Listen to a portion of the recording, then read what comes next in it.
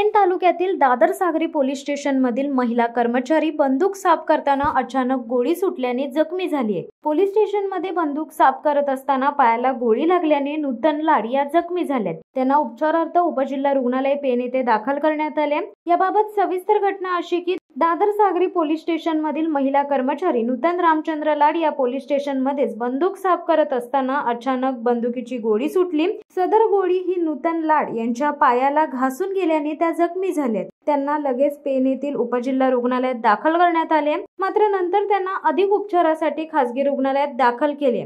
सध्या त्यांची प्रकृती स्थिर असल्याचे कळते। सदर घटना घडल्याचे समजताच पोलीस अधीक्षक सोमनाथ घारगे, उपविभागीय पोलीस अधिकारी गजानन टोंपे, दादर सागरी प्रभारी अधिकारी नागेश कदम आदींनी तात्काळ भेट दिली आहे।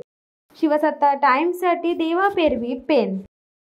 शिवसत्ता टाइम्सला सबस्क्राइब करून बेल आयकॉनवर क्लिक करायला विसरू नका।